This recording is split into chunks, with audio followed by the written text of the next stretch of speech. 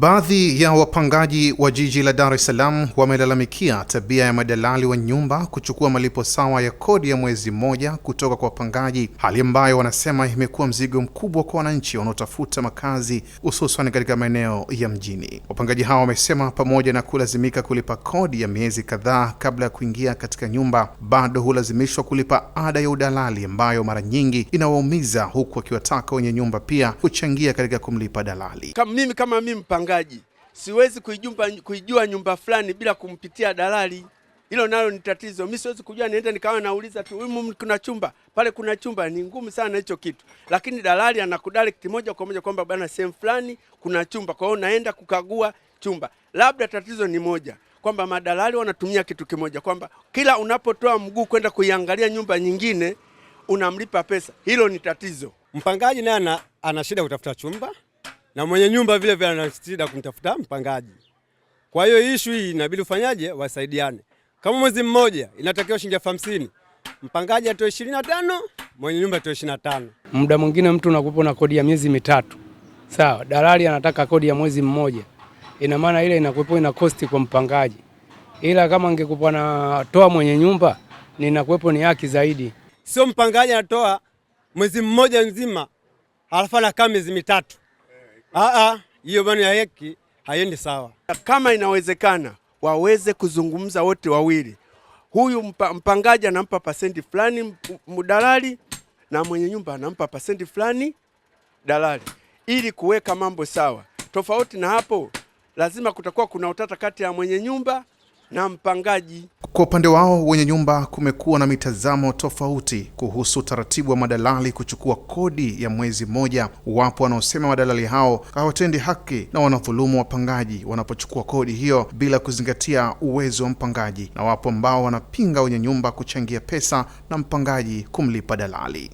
Mwenye nyumba hapaswi kumpa dalali hela, anatakiwa kutoa pesa ni yule ambaye anatafutiwa chumba, kwa sababu yeye kwanza alikuwa hajui chumba kiko wapi. Ina maana dalali ndo kahangaika kumtafutia yeye chumba mpaka kukipata. Ina maana ana haki, ina maana yeye yuko kazini kama mfanyakazi mwingine. Yeye ndo ana haki kumlipa dalali, sio mwenye nyumba atoe hela dalali.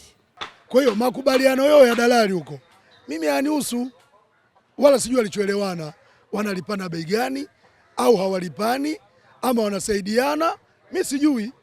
Kwa hiyo kama kuna mapatano yao, nasikiaga wanasemaga sio anachukuaga ya mwezi mmoja, mimi sijui, lakini mimi nyumba yangu napangishwa kwa muda wa miezi 6.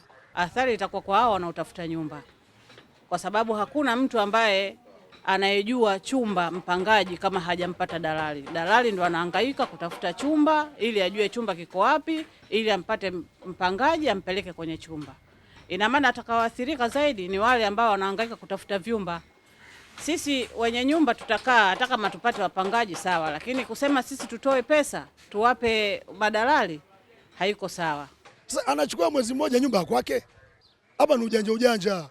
Madalali wenyewe vibali hawana, leseni hawana.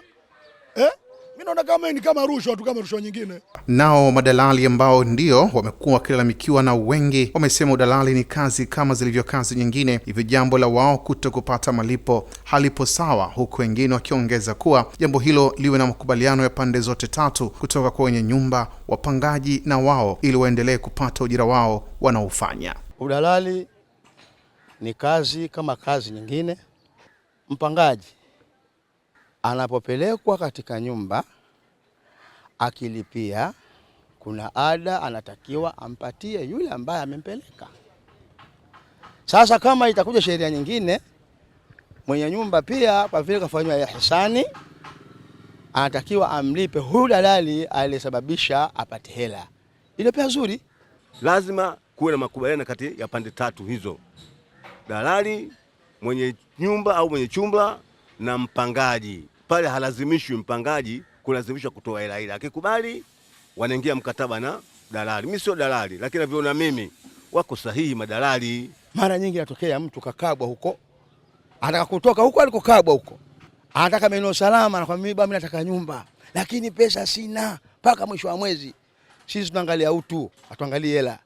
Ikumbukwe miaka 4 iliyopita aliyekuwa waziri wa ardhi, nyumba na maendeleo ya makazi William Lukuvi aliwahi kupiga marufuku taratibu wa madalali kuchukua ada sawa na kodi ya mwezi mmoja kutoka kwa wapangaji, akisisitiza kuwa ada hiyo ilipaswa kubebwa na wenye nyumba. Hata hivyo, licha ya kauli hiyo ya serikali, malalamiko kutoka kwa wapangaji bado yanaendelea kujitokeza, jambo linaloashiria kuwa changamoto hiyo bado haijapatiwa suluhisho la kudumu katika maeneo mbalimbali nchini. Abdullahi Mashi, Kishki TV, Dar es Salaam.